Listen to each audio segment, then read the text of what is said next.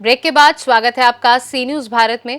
कुछ दिन पूर्व रेवाड़ी में हुई कांग्रेस की कार्यकर्ता मीटिंग के दौरान रेवाड़ी से कांग्रेसी विधायक चिरंजीव राव ने बड़ा उत्साहित होकर अपने संबोधन में कहा था कि आप मुझे दूसरी बार विधायक बनाने का काम करो, उप मुख्यमंत्री की कुर्सी दक्षिण हरियाणा में लाने का काम मुझ पर छोड़ दो।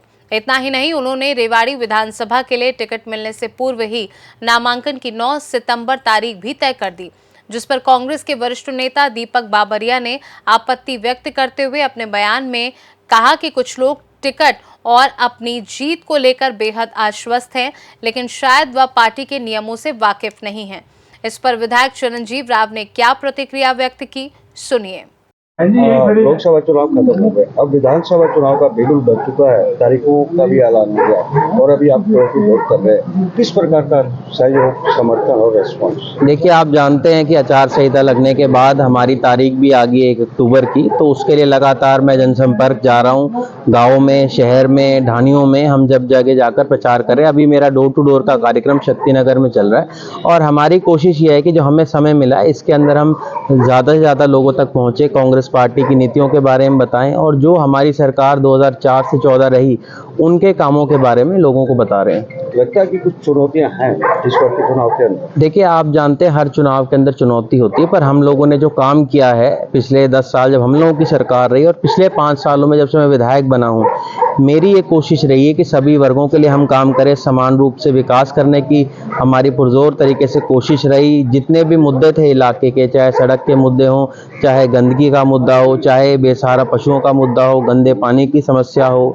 बस स्टैंड की समस्या हो, हर समस्या को हम लोगों ने विधानसभा और विधानसभा के बाहर उठाया है और हमने जो काम किया है उस काम के ऊपर हम लोग वोट मांग रहे हैं। विधायक साहब, आप 5 साल यहाँ से विधायक रहे, लगभग 5 साल पूरे होने को आपने विधानसभा में कई मुद्दे उठाए, जैसे कभी आपने उठाया सड़कों का मुद्दा, जलवायु का मुद्दा, हमारा बच्चों का मुद्दा। आज भी स्थिति देख रहे हैं रेवाड़ी के अंदर कि कोई ऐसी गली, कोई ऐसा मोहल्ला, कोई ऐसा चौराहा नहीं है जहाँ जल भराव की स्थिति ना हो। एम्बुलेंस तक फंसी हुई देखी जा रही है यहाँ पर।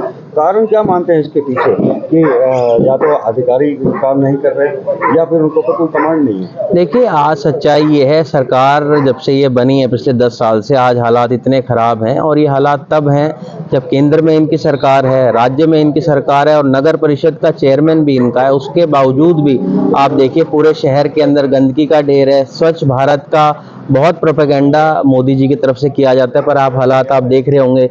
ये बात करते हैं कि शहर जो है कैटल फ्री है, पर अगर आप पीछे देखेंगे यहाँ पर तो आपको कितनी सारी यहाँ, आज आप बताइए शहर कहाँ से आपको कैटल फ्री दिख रहा है? ये लोगों ने लगातार प्रचार तो करते हैं कि हम गौ माता के ऊपर सेवा करते हैं, पर आपको कहाँ लग रहा है कि गौ माता के यहाँ सेवा हो रही है? आए दिन हम देखते हैं हमारी जो गऊ है उसको प्लास्टिक तक खाने के लिए मजबूर हो जाता है। आज जो हालात हैं वो बद से बदतर हो गई है पिछले 10 साल के अंदर। आज दीपक बाबरिया ने आपके उस बयान पर प्रतिक्रिया दी है जिसमें अभी आपने कहा उप मुख्यमंत्री बनने की बात करी, 9 तारीख को आपने फॉर्म सबमिट करने की बात करी।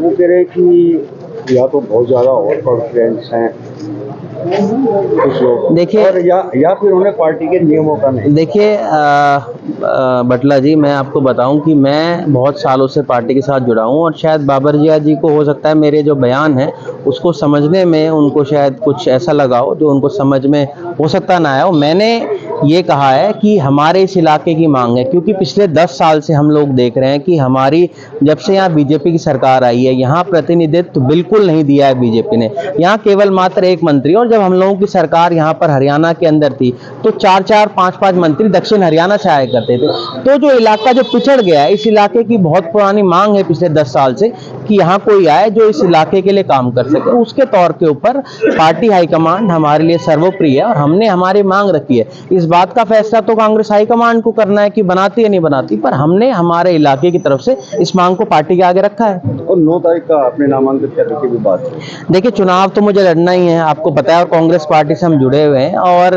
मैं भी जानता हूं कि हमने जिस प्रकार से सेवा की है उसे हमें पुरजोर पता है और हम लगातार लोगों के बीच में भी हैं, पार्टी के साथ हमेशा जुड़े हुए हैं और मैं पूरी तरह से आश्वस्त हूं कि पार्टी मुझे टिकट देगी। और जैसे ही पार्टी हमारा अनाउंस करती है उसके बाद, क्योंकि आपको पता है कि 3 तारीख से नामांकन की तारीख 5 तारीख से शुरू हो जाएगी और 12 तक का समय है, और अगर उसमें कुछ डिले होता है तो आगे उसको हम सरकार लेंगे।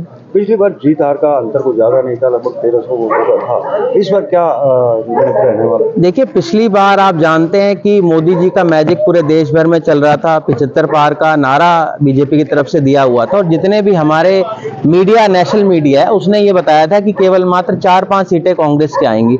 उसके बावजूद भी हम लोग 31 सीटें जीते और अब हमने 5 सीटें लोकसभा की जीती। हम पूरी तरह से आश्वस्त हैं कि अब की बार कांग्रेस पार्टी भारी बहुमत के साथ सरकार बनाएगी। कैप्टन अजय सिंह यादव आपके फादर 6 बार यहाँ से विधायक है, आप भी यहाँ से विधायक है, आपके दादा भी यहाँ से विधायक है। इस बार का गणित, इस बार की पूरा का पूरा समीकरण क्या आपको नजर आता है? क्या बदलाव होने वाला है विधानसभा चुनाव में? देखिए, हम लोगों ने देखा कि पिछली बार जब 2019 का चुनाव था तो यहाँ प्रचार करने के लिए नरेंद्र मोदी जी भी आए, यहाँ पर प्रचार करने के लिए जेपी नड्डा भी जी आए, मुख्यमंत्री जी 3-4 बार यहाँ पर आए, हमारे सांसद जी ने यहाँ लगातार प्रचार किया। उसके बावजूद भी यहाँ की जनता ने मेरे ऊपर आशीर्वाद रखकर मुझे जिताकर भेजा और मैं पूरी तरीके से आश्वस्त हूँ। जो मैंने पिछले 5 साल में काम किया उसके मद्देनजर हम लोग वोट मांग रहे हैं और हमें पूरी उम्मीद है कि हमें यहाँ से पार्टी लोग हमारे यहाँ से जिताकर भेजेंगे। मेरा आखिरी सवाल आपसे कि लोकसभा चुनाव, आज आप लंबे समय से कांग्रेस पार्टी के साथ थे, जिस तरीके से कैप्टन साहब का टिकट कट गया था लोकसभा चुनाव में, इस बार चिरंजीव राव कितने आश्वस्त अपने टिकट को लेकर और कितनी जीत को लेकर आश्वस्त?